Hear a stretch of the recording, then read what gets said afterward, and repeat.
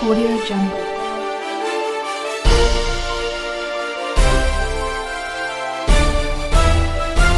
Audio Jungle. नमस्कार दर्शक बंधु पवित्र चलतु जाणीना आज दिन सबकि टॉप न्यूज अपडेट देश विदेश आरंभ कर ओडिशार समस्त गुरुत्वपूर्ण खबर जापर आज वीडियो न्यूज देखा पूर्व आपण मान अनुरोध आपण मैंने प्रत्येक दिन शीघ्र जल्दी उठंतु शारीरिक व्यायाम करूँ निज स्वास्थ्यर जत्न नियंतु आमको हृदय भल पाते न्यूज लाइक कर चैनल को सब्सक्राइब कर दिंतु चलतु नजर पकेबा आज प्रथम खबर पर आज प्रथम खबर सीबीएसई बड़ निष्पत्ति एणिकी बदली खाता देखा प्रणाली जानतु छात्र छात्री को मिल क्यों फायदा बोर्ड परीक्षार उत्तर खाता जांच एवं टेक्नोलोजी साहाय्य करा केंद्रीय माध्यमिक शिक्षा बोर्ड सीबीएसई बोर्ड परीक्षार उत्तर खातार डिजिटाल मूल्यांकन एक अभिज्ञ एजेन्सी चयन को अनुमोदन करिछि बोर्ड अधिकारी अनुଯାयी ए पदक्षेपर लक्ष्य होछि प्रार्थी उत्तर खातार मूल्यांकन में लगुवा समय को हासिल करने सहित मूल्यांकन सठिकता और स्वच्छता वृद्धि करने प्राय 28 कोटी टंकार ए व्यवस्था सहित छात्र छात्री माने समय मध्य सेमानकर फलाफल पाइपर बोली आकलन कर सूचना मिली।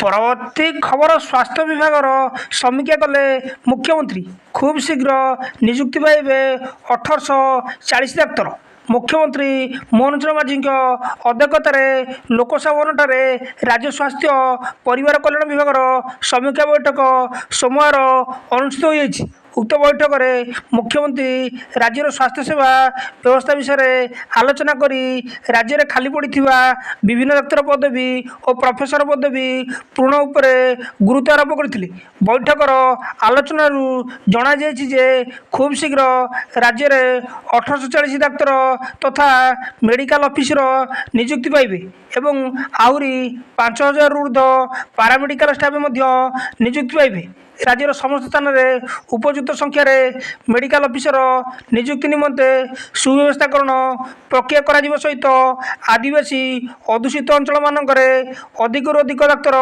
नियुक्ति प्रदान करने बैठक में मुख्यमंत्री निर्देश देते सूचना मिली।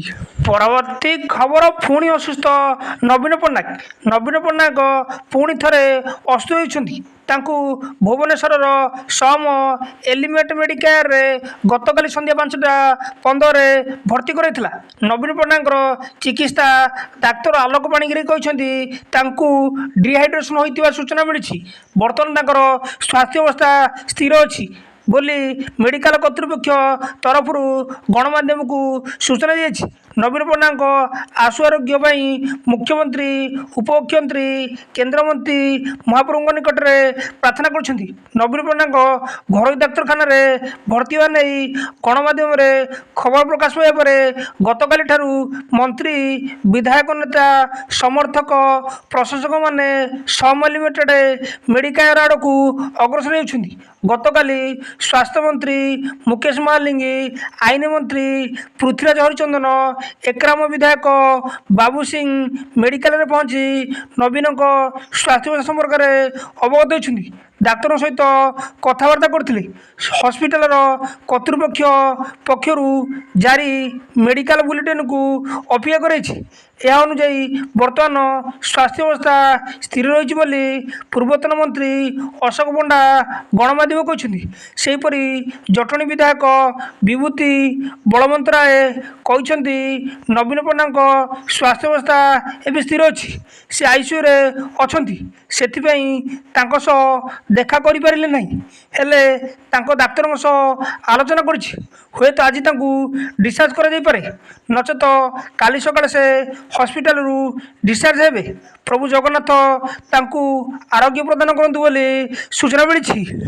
परवर्ती खबर बेंगल प्रवासी ममता सरकार बड़ घोषणा राज्य को फेरी आसिले मिल मासिक 5000 ପଶ୍ଚିମବଙ୍ଗ ମୁଖ୍ୟମନ୍ତ୍ରୀ ମମତା ବାନାର୍ଜୀ ଏକ ବଡ଼ ଘୋଷଣା କରିଛନ୍ତି। ମୁଖ୍ୟମନ୍ତ୍ରୀ କହିଛନ୍ତି ଯେ ଯେଉଁ ରାଜ୍ୟରେ ଡବଲ ଇଞ୍ଜିନ୍ ସରକାର ଅଛି ସେଠାରେ ବଙ୍ଗଳା ଭାଷାଭାଷୀ ଲୋକଙ୍କୁ ହଇରାଣ କରାଯାଉଛି। ସେମାନଙ୍କ ସଂଖ୍ୟା ପ୍ରାୟ 22 ଲକ୍ଷ। ଆମେ ସମସ୍ତ ଲୋକଙ୍କୁ ସେମାନଙ୍କ ରାଜ୍ୟ ପଶ୍ଚିମବଙ୍ଗକୁ ଫେରି ଆସିବାକୁ ଅନୁରୋଧ କରୁଛୁ। ଯେଉଁମାନେ ଫେରି ଆସୁଛନ୍ତି କିମ୍ବା ଆସିବେ ସେମାନଙ୍କୁ ସାହାଯ୍ୟ କରିବା ପାଇଁ ଶ୍ରମଶ୍ରୀ ଯୋଜନା ଆରମ୍ଭ କରାଯିବ ଏବଂ ଏହା ଅଧୀନରେ ସେମାନଙ୍କୁ ଆର୍ଥିକ ସୁବିଧା ଦିଆଯିବ। ମମତା ବାନାର୍ଜୀ ଘୋଷଣା କରିଛନ୍ତି ଯେ ଆମେ ସେମାନଙ୍କୁ ଶ୍ରମଶ୍ରୀ ଯୋଜନା ଅଧୀନରେ ଗୋଟିଏ ବର୍ଷ ପାଇଁ ପ୍ରତି ମାସରେ 5,000 ଟଙ୍କା ଦେବୁ। ଏ ଟଙ୍କା ଶ୍ରମ ବିଭାଗ ଦ୍ୱାରା ଦିଆଯିବ। ଏ ପ୍ରବାସୀ ଶ୍ରମିକମାନଙ୍କୁ ଜବ୍ କାର୍ଡ଼ ମିଳିବ। ଏହାପରେ ସେମାନଙ୍କୁ ବିଭିନ୍ନ କ୍ଷେତ୍ରରେ ଚାକିରି ମଧ୍ୟ ଦିଆଯିବ।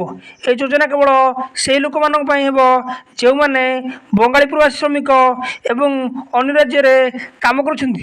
ସେ କହିଛନ୍ତି ଯେ ବିଭିନ୍ନ ରାଜ୍ୟରେ ବେଙ୍ଗଲ ଲୋକଙ୍କ ଉପରେ ନିର୍ଯାତନା ପରେ 2,870 ପରିବାର 10,000ରୁ ଅଧିକ ଶ୍ରମିକ ରାଜ୍ୟକୁ ଫେରି ଆସିଛନ୍ତି।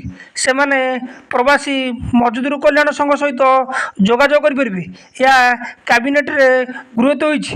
ସେପଟେ ପ୍ରବାସୀ ଶ୍ରମିକଙ୍କୁ ନିର୍ଯାତନା ପ୍ରତିବାଦରେ ମୁଖ୍ୟମନ୍ତ୍ରୀ ମମତା ବାନାର୍ଜୀ ଅଗଷ୍ଟ 22ରେ ବେଙ୍ଗାଲୁରୁରେ ହେବାକୁ ଥିବା ପ୍ରଧାନମନ୍ତ୍ରୀ ମୋଦିଙ୍କ କାର୍ଯ୍ୟକ୍ରମରେ ଯୋଗ ଦେବେ ନାହିଁ ବୋଲି କହିଛନ୍ତି ବୋଲି ସୂଚନା ମିଳିଛି। ପରବର୍ତ୍ତୀ ଖବର ଡାକ୍ତରୀ ପଢ଼ାରେ ଇତିହାସ ସୃଷ୍ଟି କଲା ଜାପାନ। ଅନେକ ଦେଶକୁ ପଛରେ ପକାଇ ଜାପାନ ଡାକ୍ତରୀ ପଢ଼ିବାକୁ ଚାହୁଁଥିବା ଛାତ୍ରଛାତ୍ରୀଙ୍କ ପାଇଁ ପରବର୍ତ୍ତୀ ହଟସ୍ପଟ୍ ହେବାକୁ ଯାଉଛି। ଏବେ ଜାପାନ ଡାକ୍ତରୀ ଛାତ୍ରଛାତ୍ରୀଙ୍କ ପାଇଁ ନୂଆ ଗନ୍ତବ୍ୟସ୍ଥଳ ପାଲଟିବାକୁ ଯାଉଛି ଜାପାନ। ଏପର୍ଯ୍ୟନ୍ତ ଆମେରିକା, ୟୁକେ, ରୁଷିଆ ଏବଂ ୟୁକ୍ରେନ୍ ଭଳି ଦେଶଗୁଡ଼ିକୁ ଭାରତୀୟ ଛାତ୍ରଛାତ୍ରୀଙ୍କ ପାଇଁ ଡାକ୍ତରୀ ଅଧ୍ୟୟନର ହଟସ୍ପଟ୍ ଭାବରେ ବିବେଚନା କରାଯାଉଥିଲା। କିନ୍ତୁ ବର୍ତ୍ତମାନ ଦ୍ରୁତ ଗତିରେ ପରିବର୍ତ୍ତିତ ପରିସ୍ଥିତିରେ ଜାପାନ ଏହି ଦେଶଗୁଡ଼ିକୁ ପଛରେ ପକାଇ ଏକ ନୂତନ ଆକର୍ଷଣର କେନ୍ଦ୍ର ପାଲଟିଛି ବୋଲି ସୂଚନା ମିଳିଛି। ପରବର୍ତ୍ତୀ ଖବର ବର୍ଷାରେ ମୁମ୍ବାଇ ଉବୁଟୁବୁ। ମୁମ୍ବାଇରେ ବର୍ଷା ବିପର୍ଯ୍ୟୟ ସୃଷ୍ଟି କରିଛି। ଲଗାତାର 3 ଦିନ ଧରି ପ୍ରବଳ ବର୍ଷା ଲାଗି ରହିଥିବାରୁ ସହରର ଅନେକ ଅଞ୍ଚଳରେ ଜଳବନ୍ଦୀ ସମସ୍ୟା ସୃଷ୍ଟି ହୋଇଛି। ବର୍ଷାରେ ଦେଶର ଆର୍ଥିକ ରାଜଧାନୀ ଉବୁଟୁବୁ ହୋଇଛି। ଭାରତୀୟ ପାଣିପାଗ ବିଭାଗ IMD ମୁମ୍ବାଇ ଏବଂ ପଡ଼ୋଶୀ ଥାନେ ରାୟଗଡ଼ ପାଇଁ ରେଡ୍ ଆଲର୍ଟ ଜାରି କରିଛି। ପ୍ରବଳ ବର୍ଷା ଲାଗି ରହିଥିବାରୁ BMC ଆଜି ଦିନ ସମସ୍ତ ସ୍କୁଲ ଏବଂ କଲେଜ ଛୁଟି ଘୋଷଣା କରିଛି। ରତ୍ନଗିରି ଜିଲ୍ଲା ପାଇଁ ମଧ୍ୟ ରେଡ୍ ଆଲର୍ଟ ଜାରି ହୋଇଛି। ପ୍ରବଳ ବର୍ଷା ପାଇଁ ଟ୍ରେନ୍ ଏବଂ ବିମାନ ଚଳାଚଳ ବାଧାପ୍ରାପ୍ତ ହୋଇଛି। 9ଟି ବିମାନର ଅବତରଣରେ ସମସ୍ୟା ଉପୁଜିଥିବା ଜଣାପଡ଼ିଛି। ଭିଲ୍ଲେପାଲର ପଶ୍ଚିମ ଏକ୍ସପ୍ରେସରେ ଟ୍ରାଫିକ୍ ଜାମ୍ ସମସ୍ୟା ଉପୁଜିଛି। ମୁମ୍ବାଇଠାରୁ 600 କିମି ଦୂରରେ 5 ଜଣ ଲୋକ ବର୍ଷା ଜଳରେ ଭାସିଯାଇ ନିଖୋଜ ଅଛନ୍ତି।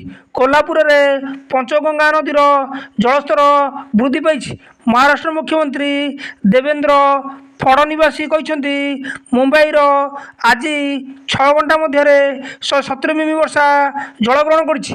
ନାଗରିକମାନେ ସତର୍କ ରହିବା ପାଇଁ ମୁଖ୍ୟମନ୍ତ୍ରୀ କହିଛନ୍ତି ବୋଲି ସୂଚନା ମିଳିଛି। ପରବର୍ତ୍ତୀ ଖବର KBC 17 ପ୍ରଥମ ସପ୍ତାହରେ ଶୋକୁ ମିଳିଲେ ପ୍ରଥମ କୋଟିପତି। ଅମିତାଭ ବଚ୍ଚନଙ୍କ କୁଇଜ୍ ରିଆଲିଟି ଶୋ କୌନ ବନେଗା କରୋଡ଼ପତି ସିଜିନ୍ 17 ପରଦାକୁ ଫେରିଛି। ଶୋର ନୂଆ ସିଜିନ୍ ଅଗଷ୍ଟ 11 ତାରିଖରେ ଆରମ୍ଭ ହୋଇଛି।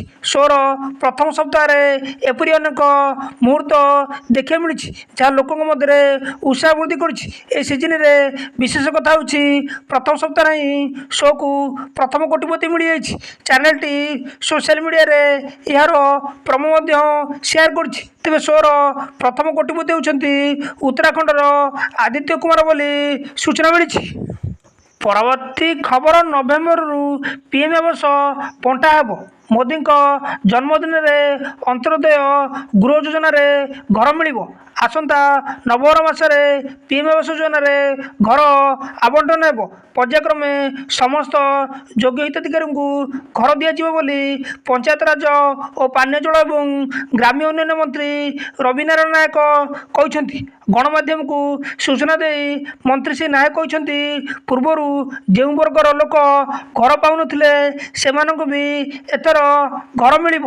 ବାପ ପୁଅ ଭାଇ ଭାଇ ଭିନ୍ନ ହୋଇ ଅଲଗା ରହୁଥିଲେ ବି ସମସ୍ତେ ଯଦି ଘର ପାଇବାକୁ ଯୋଗ୍ୟ ହୋଇଥିବେ ତେବେ ସମସ୍ତଙ୍କୁ ଘର ମିଳିବ। ଏହା ସହ ଭିନ୍ନକ୍ଷମ ହିତାଧିକାରୀଙ୍କୁ ବି ଘର ମିଳିବ। ସେହିପରି ଆସନ୍ତା ସେପ୍ଟେମ୍ବର 17 ତାରିଖରେ ପ୍ରଧାନମନ୍ତ୍ରୀ ନରେନ୍ଦ୍ର ମୋଦିଙ୍କ ଜନ୍ମଦିନ ଅବସରରେ ରାଜ୍ୟରେ ବ୍ୟାପକ କାର୍ଯ୍ୟକ୍ରମ ହେବାକୁ ଥିବାବେଳେ ଏହି ଅବସରରେ ବାସହରାମାନଙ୍କୁ ଅନ୍ତର ଯୋଜନାରେ ଘର ବଣ୍ଟାଯିବ ବୋଲି ସୂଚନା ମିଳିଛି। ପରବର୍ତ୍ତୀ ଖବର, ଭାରତ ଉପରେ ଆମେରିକାର ଟ୍ୟାରିଫ୍ ପ୍ରସଙ୍ଗ। ଅର୍ଥମନ୍ତ୍ରୀ ନିର୍ମଳା ସୀତାରମଣଙ୍କ ସହ 7 କେନ୍ଦ୍ରମନ୍ତ୍ରୀ ଉପସ୍ଥିତ। ଆମେରିକାର ଟ୍ୟାରିଫ୍ ବିବାଦ ମଧ୍ୟରେ ପ୍ରଧାନମନ୍ତ୍ରୀ ମୋଦିଙ୍କ ଗୁରୁତ୍ୱପୂର୍ଣ୍ଣ ବୈଠକ ଡାକିଛନ୍ତି। 7 ଜଣ କେନ୍ଦ୍ରୀୟ ମନ୍ତ୍ରୀ ଉପସ୍ଥିତ ହୋଇଥିବା ସୂଚନା। ଭାରତୀୟ ରପ୍ତାନି ଉପରେ 50% ଟ୍ୟାରିଫ୍ ଲଗାଯାଇପାରେ ବୋଲି ଉତ୍ତେଜନା ମଧ୍ୟରେ ପ୍ରଧାନମନ୍ତ୍ରୀ ନରେନ୍ଦ୍ର ମୋଦି 6:30ରେ ଏକ ଗୁରୁତ୍ୱପୂର୍ଣ୍ଣ ବୈଠକ ବସିଛି। ଏହି ବୈଠକରେ 7 ଜଣ କେନ୍ଦ୍ରୀୟ ମନ୍ତ୍ରୀ ଉପସ୍ଥିତ ରହିବେ ବୋଲି ସୂତ୍ରରୁ ଜଣାପଡ଼ିଛି।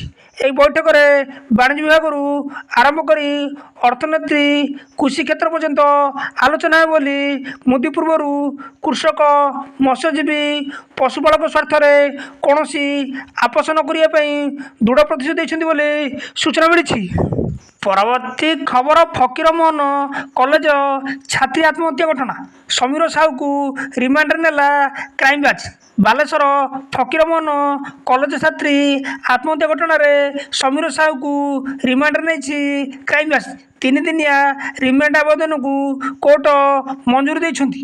ଅତ୍ୟଧିକ ତଦନ୍ତ ପାଇଁ ରିମାଣ୍ଡ ଆବେଦନ କରିଥିଲା କ୍ରାଇମବ୍ରାଞ୍ଚ। ମୁଖ୍ୟ ଅଭିଯୁକ୍ତ ବିଭାଗୀୟ ଅଧ୍ୟକ୍ଷ ସମୀର କୁମାର ସାହୁଙ୍କୁ ଜୁଲାଇ 12 ତାରିଖରେ ଗିରଫ ହୋଇଥିଲେ। ଆସନ୍ତା ଅଗଷ୍ଟ 20 ତାରିଖ ପର୍ଯ୍ୟନ୍ତ କ୍ରାଇମବ୍ରାଞ୍ଚ ସମୀର ସାହୁଙ୍କୁ ପଚରାଉଚରା କରିବ ବୋଲି ସୂଚନା ମିଳିଛି। ପରବର୍ତ୍ତୀ ଖବର, ସମ୍ବଲପୁରରେ ହେବ କେନ୍ଦ୍ରୀୟ କୃଷି ବିଶ୍ୱବିଦ୍ୟାଳୟ। ଲୋକସଭା ଭବନରେ ଉପକ୍ଷେତ୍ରତା କୃଷି ଓ କୃଷକ ସଶକ୍ତିକରଣ ଶକ୍ତି ମନ୍ତ୍ରୀ କନକ ବର୍ଦ୍ଧନ ସିଂହଦେଓଙ୍କ ଅଧ୍ୟକ୍ଷତାରେ କେନ୍ଦ୍ରୀୟ କୃଷି ବିଶ୍ୱବିଦ୍ୟାଳୟ ପ୍ରସ୍ତାବ ସମ୍ବନ୍ଧୀୟ ଏକ ବୈଠକ ଅନୁଷ୍ଠିତ ହୋଇଥିଲା। କେନ୍ଦ୍ର କୃଷି ବିଶ୍ୱବିଦ୍ୟାଳୟ ଅଧିନିୟମ 1992 ଅନୁଯାୟୀ ସମ୍ବଲପୁରରେ କେନ୍ଦ୍ରୀୟ କୃଷି ବିଦ୍ୟାଳୟ ଖୋଲିବା ପାଇଁ ପ୍ରସ୍ତାବ ଉପରେ ବୈଠକରେ ଆଲୋଚନା କରାଯାଇଛି। କୃଷି ଓ ଆନୁଷଙ୍ଗିକ ବିଜ୍ଞାନରେ ବିଶ୍ୱସ୍ତରୀୟ ପ୍ରତିଯୋଗିତା ପାଇଁ ସ୍ନାତକୋତ୍ତର ସୃଷ୍ଟି କରିବା ଏବଂ ଏହି କ୍ଷେତ୍ରରେ ଉତ୍ପାଦ ବୃଦ୍ଧି, ଲାଭଦାୟକ କୃଷି ପ୍ରଣାଳୀ ବିକଶିତ କରିବାରେ ସହାୟକ ହେବ। ଏହି ପ୍ରସ୍ତାବିତ କେନ୍ଦ୍ରୀୟ କୃଷି ବିଶ୍ୱବିଦ୍ୟାଳୟ ଓଡ଼ିଶା ପାଇଁ ଏକ ପରିବର୍ତ୍ତନକାରୀ ହେବ। କୃଷି ଗବେଷଣାକୁ ଆଗକୁ ବଢ଼ାଇବ, ଚାଷୀମାନଙ୍କୁ ସଶକ୍ତ କରିବ ଏବଂ ସ୍ଥାୟୀ କୃଷି ପଦ୍ଧତିରେ ନବସୃଜନକୁ ପ୍ରୋତ୍ସାହିତ କରିବ ବୋଲି ଉପମୁଖ୍ୟମନ୍ତ୍ରୀ ଶ୍ରୀ ସିଂହଦେଓ କହିଛନ୍ତି। କୃଷି ଓ ଆନୁଷଙ୍ଗିକ ବୃତ୍ତିକୁ ଲାଭଜନକ ଉଦ୍ୟୋଗରେ ପରିଣତ କରି ଲୋକଙ୍କ ପାଇଁ ଖାଦ୍ୟ ଓ ପୁଷ୍ଟିକର ସୁରକ୍ଷା ସୁନିଶ୍ଚିତ କରିବା ଲକ୍ଷ୍ୟରେ ଏହି ନିଷ୍ପତ୍ତି ଲାଭଦାୟକ ସାବ୍ୟସ୍ତ ହେବ ବୋଲି ସୂଚନା ମିଳିଛି। ପରବର୍ତ୍ତୀ ଖବର, ବଳକା ପୀଡ଼ିତାଙ୍କ ଭିଡ଼ିଓ ଭାଇରାଲ କଲା କିଏ? ଖୋଜୁଛି କ୍ରାଇମବ୍ରାଞ୍ଚର ସାଇବର ଟିମ୍। ଭୁବନେଶ୍ୱର ଏବଂ ପରେ ନୂଆଦିଲ୍ଲୀ ଏମ୍ସରେ ଚିକିତ୍ସିତ ହେଉଥିଲେ ବଳଙ୍ଗାର ନାବାଳିକା ପୀଡ଼ିତା। ତାଙ୍କଠାରୁ ବୟାନ ସଂଗ୍ରହ କରାଯାଉଥିବାର ଏକ ଭିଡ଼ିଓ ସୋସିଆଲ ମିଡ଼ିଆରେ ଭାଇରାଲ ହେବାରେ ଲାଗିଛି। ଉକ୍ତ ଘଟଣାକୁ ଅତ୍ୟନ୍ତ ଗୁରୁତର ଭାବେ ଗ୍ରହଣ କରାଯାଇଥିବା ନେଇ ରବିବାର ଗଣମାଧ୍ୟମକୁ ସୂଚନା ଦେଇଛନ୍ତି ଏସ୍ପି ପିନାକ ମିଶ୍ର। ଶ୍ରୀ ମିଶ୍ର କହିଛନ୍ତି, ଏହି ସମ୍ବେଦନଶୀଳ ଭିଡ଼ିଓ କିଏ ଓ କ'ଣ ପାଇଁ ଭାଇରାଲ କରିଛି ତାହାର ଅନୁସନ୍ଧାନ ଜାରି ରହିଛି। କ୍ରାଇମବ୍ରାଞ୍ଚ ସାଇବର ଟିମ୍ ଅଧିକାରୀମାନେ ସହଯୋଗରେ ଏହାର ତଦନ୍ତ ଜାରି ରହିଛି। ଉକ୍ତ ଘଟଣାର ଭିଡ଼ିଓ ଭାଇରାଲ କରିବା ଅନୁଚିତ। ପୀଡ଼ିତାଙ୍କ ବୟାନ ଅନୁଯାୟୀ ମାଜିଷ୍ଟ୍ରେଟଙ୍କ ଆଗରେ ରେକର୍ଡ କରାଯାଇଛି। ତଦନ୍ତ ଶେଷ ପର୍ଯ୍ୟାୟରେ ପହଞ୍ଚିଛି। ଏହାର ଚୂଡ଼ାନ୍ତ ରିପୋର୍ଟ ଖୁବ୍ ଶୀଘ୍ର କୋର୍ଟକୁ ପ୍ରଦାନ କରାଯିବ। ଅନ୍ୟପକ୍ଷରେ ଏହି ଭିଡ଼ିଓକୁ ଭାଇରାଲ ନ କରିବା ପାଇଁ ନ ଦେଖିବା ପାଇଁ ଅପିଲ କରିଛନ୍ତି ଏସ୍ପି ବୋଲି ସୂଚନା ମିଳିଛି। ପରବର୍ତ୍ତୀ ଖବର, ମାଲକାନଗିରିରେ ବନ୍ୟା ବିପଦ। ଭାଙ୍ଗିଲା ବିମାନ ବନ୍ଦରର 20 ଫୁଟ ଲମ୍ବର ପାଚେରୀ। ପ୍ରବଳ ବର୍ଷାରେ ମାଲକାନଗିରି ଜିଲ୍ଲା ହାଲ ବେହାଲ। ଗତ 2 ଦିନ ଧରି ଲଗାଣ ବର୍ଷା ଯୋଗୁଁ ଅଧିକ ସ୍ଥାନ ଜଳମଗ୍ନ ହୋଇଛି। ବର୍ଷାରେ ମାଲକାନଗିରି ବିମାନ ବନ୍ଦରରେ ପ୍ରାୟ 20 ଫୁଟ ଲମ୍ବର ମୁଖ୍ୟ ପାଚେରୀ ଭୁଷୁଡ଼ି ପଡ଼ିଛି, ଯାହାଫଳରେ ରନୱେରେ ପାଣି ପ୍ରବେଶ କରିଛି। ଏ ବିମାନ ବନ୍ଦର ନିର୍ମାଣ କାମ ନିମ୍ନମାନର ହୋଇଥିବାରୁ ଗତ 2 ବର୍ଷ ମଧ୍ୟରେ 3 ଥର ପାଚେରୀ ଭାଙ୍ଗି ପଡ଼ିଥିବା ଜଣାପଡ଼ିଛି। ପାଚେରୀ ଭାଙ୍ଗିବା ଖବର ପାଇ ଆଜି ବିମାନ ବନ୍ଦର ନିକଟରେ ପୋତୃ ଓ ଗୃହ ନିର୍ମାଣ ବିଭାଗ ନିର୍ବାହୀ ଯନ୍ତ୍ରୀ ଇଞ୍ଜିନିୟର ରବୀନ୍ଦ୍ର କୁମାର ବେହେରା ଓ ଅନ୍ୟ ଯନ୍ତ୍ରୀମାନେ ପହଞ୍ଚି ପରିସ୍ଥିତି ଅନୁଧ୍ୟାନ କରିଛନ୍ତି। ବାରମ୍ବାର ବିମାନ ବନ୍ଦର ପାଚେରୀ ଭାଙ୍ଗିବା ସମ୍ପର୍କରେ ଗୃହ ପୋତୃ ବିଭାଗ ନିର୍ବାହୀ ଯନ୍ତ୍ରୀ ବେହେରାଙ୍କୁ ପଚାରିବାରୁ ସେ କହିଥିଲେ, ବିମାନ ବନ୍ଦରଟି ପାହାଡ଼ ତଳେ ଖାଲୁଆ ସ୍ଥାନ ରହିଛି। ବର୍ଷା ହେଲେ ରାସ୍ତା ଓ ପାଚେରୀ ନିକଟରେ ପ୍ରାୟ 4 ରୁ 5 ଫୁଟ ପାଣି ଜମି ଯାଉଥିବାରୁ ଇଟାକାନ୍ତ ପାଚେରୀ ଭାଙ୍ଗି ହେଉଛି, କିନ୍ତୁ ବିମାନ ବନ୍ଦରର ସେମିତି କିଛି କ୍ଷତି ଘଟିନାହିଁ। ତୁରନ୍ତ ଏହି ପାଚେରୀଗୁଡ଼ିକୁ ସୁଦୃଢ଼ ଭାବେ ନିର୍ମାଣ କରିବା ପାଇଁ ସମ୍ପୃକ୍ତ ଠିକାଦାରଙ୍କୁ ନିର୍ଦ୍ଦେଶ ଦିଆଯାଇଛି ବୋଲି ନିର୍ବାହୀ ଯନ୍ତ୍ରୀ ରବୀନ୍ଦ୍ର କୁମାର ବେହେରା କହିଛନ୍ତି ବୋଲି ସୂଚନା ମିଳିଛି। ପରବର୍ତ୍ତୀ ଖବର, ଏସିଆ କପ୍ ଶୁଭମନ ଗିଲଙ୍କ ବଦଳରେ ଶ୍ରେୟସ ଆୟରଙ୍କୁ ମିଳିବ ସୁଯୋଗ। ଅଜିତ ଅଗ୍ରକରଙ୍କ ନେତୃତ୍ୱରେ ପୁରୁଷ ଜାତୀୟ ଚୟନ କମିଟି ଅଗଷ୍ଟ 19 ତାରିଖ ମଙ୍ଗଳବାର ଏସିଆ କପ୍ ଦଳ ଚୟନ କରିବାକୁ ବୈଠକ କରିଛି। ଭଲ କଥା ହେଉଛି, ଅଧିନାୟକ ସୂର୍ଯ୍ୟକୁମାର ଯାଦବ ସମ୍ପୂର୍ଣ୍ଣ ଫିଟ୍ ଅଛନ୍ତି। ସୂର୍ଯ୍ୟଙ୍କର କିଛି ସମୟ ପୂର୍ବରୁ ଅସ୍ତ୍ରୋପଚାର ହୋଇଥିଲା, ଯାହାପରେ ସେ ଫିଟନେସ୍ ପରୀକ୍ଷାରେ ପାସ୍ କରିଛନ୍ତି। ଚୟନକର୍ତ୍ତାଙ୍କ ସମ୍ମୁଖରେ ଅନେକ ସମସ୍ୟା ରହିଛି, ସେମାନଙ୍କୁ ଆଜି ସାହସିକ ନିଷ୍ପତ୍ତି ନେବାକୁ ପଡ଼ିବ। ଏହି କ୍ରମରେ ଏକ ବଡ଼ ପ୍ରଶ୍ନ ହେଉଛି, ଶୁଭମନ ଗିଲ୍ ଏବଂ ଯଶସ୍ୱୀ ଜୟସ୍ୱାଲ ପାଇଁ ଦଳରେ ସ୍ଥାନ ମିଳିନାହିଁ। ରିପୋର୍ଟ ଅନୁଯାୟୀ ଶ୍ରେୟସ ଆୟରଙ୍କୁ ଦଳରେ ସ୍ଥାନ ମିଳିଛି ବୋଲି ସୂଚନା ମିଳିଛି। ପରବର୍ତ୍ତୀ ଖବର, ନାଇଜେରିଆରେ ଭୟଙ୍କର ବୋଟ୍ ଟ୍ରାଜେଡି। ମଝି ନଈରେ ଓଲଟିଲା ବୋଟ୍, 10 ଉଦ୍ଧାର, 40 ନିଖୋଜ। ସୂଚନା ଅନୁଯାୟୀ ନାଇଜେରିଆରେ ସାକଟ ରାଜ୍ୟରେ ରବିବାର ଭୟଙ୍କର ବୋଟ୍ ଦୁର୍ଘଟଣା ଘଟିଛି। ଏକ ଯାତ୍ରୀବାହୀ ବୋଟ୍ 50 ଜଣ ଯାତ୍ରୀଙ୍କୁ ନେଇ ଗୋରାନ୍ୟ ବଜାରକୁ ଯାଉଥିବା ବେଳେ ବୋଟ୍ଟି ଭାରସାମ୍ୟ ହରାଇ ମଝି ନଈରେ ଓଲଟି ପଡ଼ିଛି। ଏ ଦୁର୍ଘଟଣାରେ 40 ଜଣ ଲୋକ ନିଖୋଜ ଥିବା ବେଳେ 10 ଜଣଙ୍କୁ ଉଦ୍ଧାର କରାଯାଇଛି। ଏବେ ବି ଉଦ୍ଧାର କାର୍ଯ୍ୟ ଜାରି ରହିଛି। ଏନେଇ ନାଇଜେରିଆର ରାଷ୍ଟ୍ରୀୟ ଆପଦକାଳୀନ ପ୍ରବନ୍ଧନ ଏଜେନ୍ସି ମୁଖ୍ୟ ଜାବୁଦେର ଓମର ସୋସିଆଲ ମିଡ଼ିଆ ଏକ୍ସରେ ସୂଚନା ଦେଇଛନ୍ତି।